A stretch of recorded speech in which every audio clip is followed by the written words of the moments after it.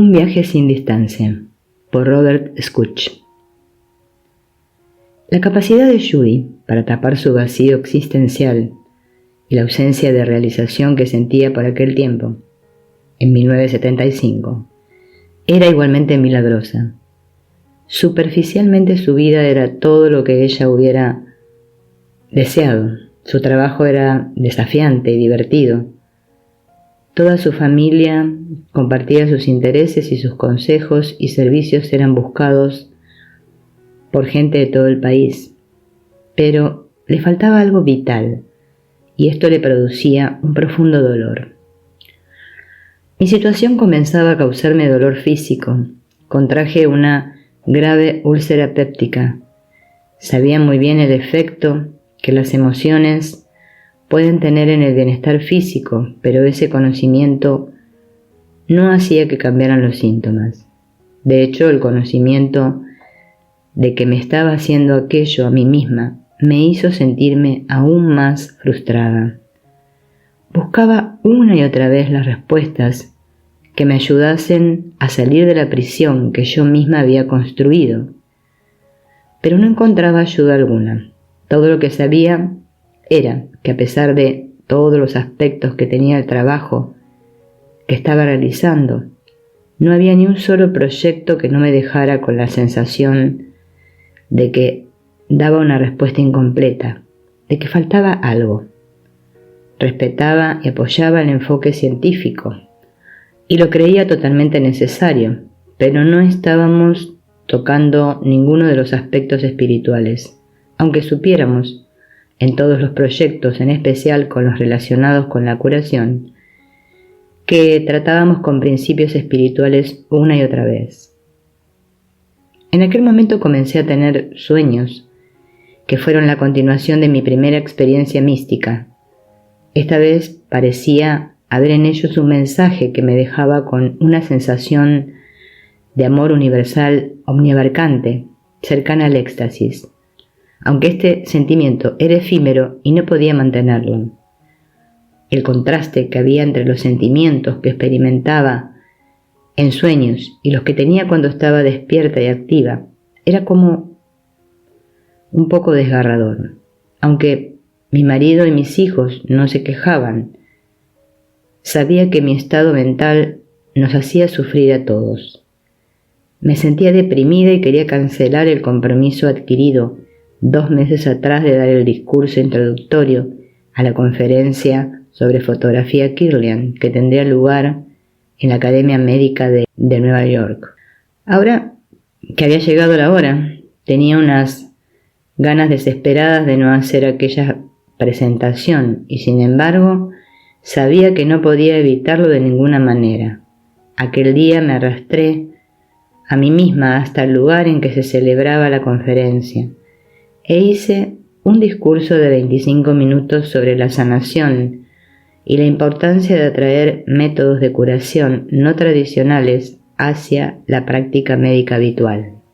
Después de la conferencia fui directamente a casa y me metí en la cama. Me sentía más hundida que nunca. Lo tenía todo: un marido amoroso, 2 hijos preciosos y con talento, un trabajo creativo que me ponía en contacto con la gente más interesante y sin embargo sentía un gran vacío dentro, como si me estuviera partiendo en pedazos. Entonces, en medio de una aguda crisis emotiva, rompí a llorar y sin saber muy bien cómo o de dónde vinieron las palabras, solté un grito dolorido. Que alguno de los de ahí arriba me ayude, por favor. Las palabras me sorprendieron, porque nunca antes las había utilizado ni había tenido pensamientos parecidos.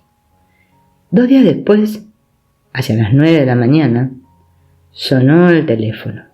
Una amiga mía de Detroit estaba en Nueva York y me dijo que era importante que nos viéramos, proponiéndome que nos encontráramos a la hora de comer en un restaurante del centro de la ciudad. Cuando llegué me estaba esperando y le acompañaba un hombre de unos 45 años. me lo presentó como su profesor de metafísica y me dijo que tenía un talento especial como numerólogo. Como yo no sabía nada de numerología y no era algo que me interesase mucho, escuché solo a medias las historias que mi amiga relataba sobre sus sorprendentes capacidades de predicción y cómo le había ayudado a encontrar una forma más pacífica de mirar la vida. Después de comer, cuando nos íbamos, mi amiga me dio la tarjeta de aquel hombre e insistía en que me hiciera la carta numerológica. El hombre me miró directamente y dijo: «Tengo muchas ganas de hacerte la carta para ti. Será un regalo». La conversación me dejó confundida, pero como creía que en la vida no hay encuentros fortuitos, sentí que tenía que ceder a los deseos de mi amiga. Racionalizándolo, me dije a mí misma: los numerólogos, como los que leen las cartas del tarot o quienes leen el futuro, son personas muy sensibles que tan solo utilizan un tipo de herramientas como puntos focales para decirme algo acerca de mí misma que me ayude a resolver mi problema. En mi estado de angustia, valía la pena probar cualquier cosa. A la mañana siguiente le llamé y concerté una cita con él para la tarde. La carta numerológica que me había preparado estaba basada en mi nombre y fecha de nacimiento que yo le había facilitado el día anterior y describía con precisión algunos de los sucesos más importantes transcurridos en mi vida. Me dijo que pronto conocería una mujer mayor que yo, que sería mi maestra para el resto de mi vida y que en el espacio de 1 año iba a publicar uno de los documentos espirituales conocidos más importantes para la humanidad. Cuando le dije que no estaba por escribir nada, él respondió: «No he dicho que vayas a escribir, he dicho que vas a publicarlo».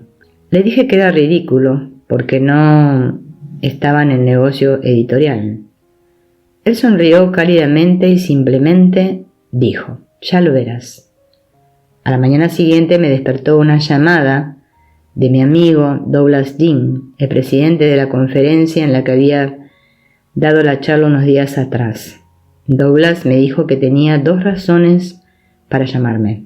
La primera era saber si me encontraba mejor, y la segunda era que le habían presentado a un profesor de la escuela médica de la Universidad de Columbia en la conferencia, y le había invitado a comer el martes siguiente en la universidad para poder comentar algunos temas de interés mutuo. «¿Te gustaría venir?», me preguntó. Aunque no me sentía bien, él insistió en que le acompañara. Le dije que iría porque, aunque el profesor de Columbia no había especificado el tema del que quería hablar, había estado mucho tiempo esperando ansiosamente la oportunidad de hablar con un representante del mundo de la medicina ortodoxa sobre el enfoque holístico en la curación. Esta parecía ser la oportunidad perfecta de exponer nuestras ideas a un profesional conectado con una de las instituciones médicas más prestigiosas del país. Le dije a Douglas que ya había quedado para comer el martes, pero que si el profesor podía cambiar la cita el miércoles estaría encantada de unirme a ellos. Después de colgar empecé a pensar en qué material podría llevar para intrigar al profesor lo suficiente de manera que nos ayudase a forjar algún tipo de conexión entre los profesionales médicos y los individuos con capacidades curativas. El 29 de mayo de 1975, Douglas y yo fuimos al centro médico en la parte alta de Broadway, en Manhattan, donde nos encontramos con el profesor Dr. William Tedford. Me sentía un poco aprensiva ante el encuentro porque no sabía qué tipo de hombre iba a encontrar, dado que Douglas solo había hablado unos minutos con él en la conferencia y no tenía ningún tipo de pista sobre sus intereses específicos. Douglas me aseguró que pronto lo averiguaríamos, ya que el Dr. Tedford le había dicho que nos esperaría en su despacho e iríamos a comer directamente. Una vez aparcado el coche, según nos acercábamos al edificio del centro médico en medio del flujo de peatones, le dije a Douglas: «Mira, ahí está, nos está esperando en las escaleras», y le señalé a un hombre delgado y alto. Douglas estaba asombrado. «Sí, ese es el doctor Tedford. Pero Judy, ¿cómo lo has sabido? Nunca le habías visto antes». No pude contestar a Douglas racionalmente porque ni siquiera me había detenido a pensarlo antes de hablar. Sin embargo, después de decidirlo, tuve la sensación de que ya conocía a aquel hombre. Después de las presentaciones, el doctor Tedford nos dijo que había bajado a recibirnos para que no nos perdiéramos en el laberinto de pasillos y salas que constituían el complejo conocido como Centro Médico. Entonces nos llevó a la cafetería de profesores. En el recibidor nos presentó a una de sus colegas, la doctora Helen Schuckman, una mujer pequeña, ligera y de mediana edad. No podía pesar más de 45 kilos y era la compañera de trabajo del doctor Tedford. Entramos los cuatro en el restaurante y después de que ambos profesores nos pidieran que les llamáramos por sus nombres de pila, Bill nos llevó a una mesa apartada. Después de hablar de algunas trivialidades, saqué el tema de la salud holística, que es el que yo quería discutir con ellos, pero no pareció interesarle a ninguno de los dos. Tanto Bill como Helen siguieron hablando de la investigación en general, y cuanto más hablaban, más me preguntaba qué hacía yo allí. La conversación continuó, y comencé a sentir que había algo en la mente de Helen que no nos revelaba, aunque no podía imaginarme qué era. Todo lo que sabía era que no tenía nada que ver con los diseños investigativos de los que hablaba. Estábamos ya tomando el postre, cuando me escuché a mí misma diciendo algo increíble. Me volví hacia Helen y lo que salió de mi boca fue: «Oyes una voz interna, ¿verdad?». Antes de que pudiera pedir perdón por aquel arranque sobre el que no había tenido control, me di cuenta de que Helen se había puesto pálida, con mirada tensa, y voz suave me dijo: «¿Qué has dicho?».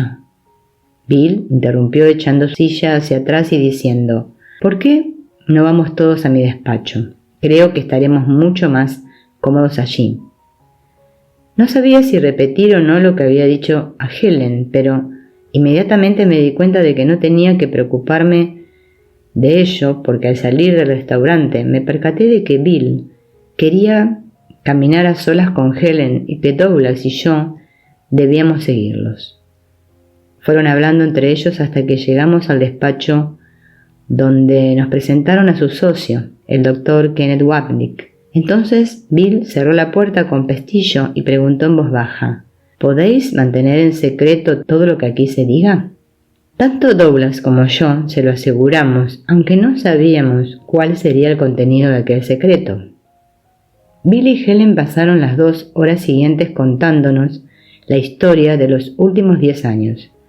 Los hechos que describieron no me parecían extraños, y ellos tampoco me parecían desconocidos.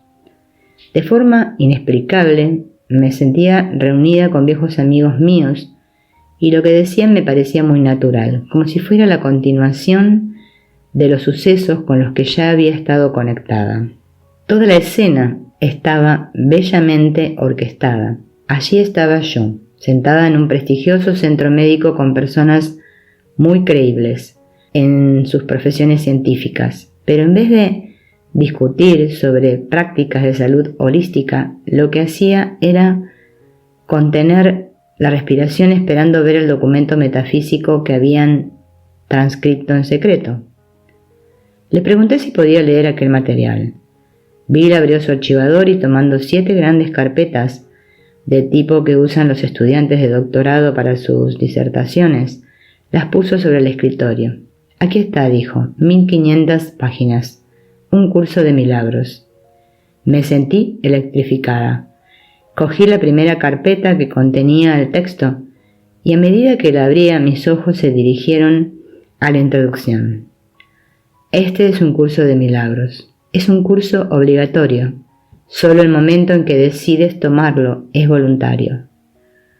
Cuando acabé de leer el primer pasaje, suspiré profundamente, aliviada, como si oyera a mi voz interna proclamar: este es el mapa de vuelta a casa. Y supe, de forma absoluta, que esta era la respuesta a mi petición de ayuda.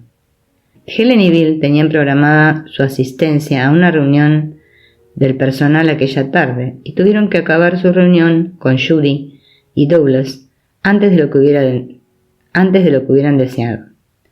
Antes de irse, Judy quiso saber a qué se había referido Bill cuando dijo que lo que contara era confidencial. ¿Significa que no queréis que enseñe el curso a ninguno de mis amigos?, preguntó.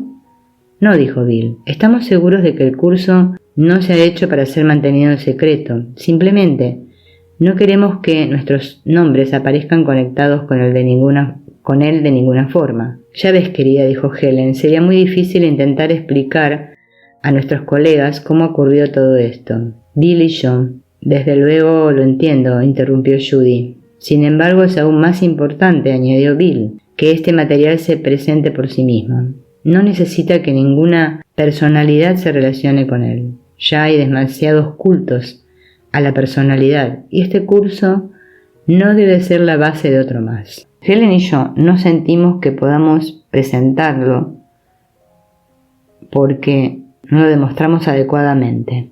Como verás, Judy, el material es un curso de autoestudio y Helen y yo solo somos 2 estudiantes más. Cuando Judy llegó a su casa, nada más abrir la puerta, llamó a Bob y le dijo: «Mire lo que tengo». Siguió contándole toda la historia del curso, tal como se la habían contado a ella aquella tarde. Bob escuchó interesado. Para él la prueba del curso estaría en el contenido y no en la forma. Él mismo había estado practicando la escritura automática en los últimos 3 años y no había nada anormal en que alguien fuera utilizado como canal para registrar información de cualquier tipo.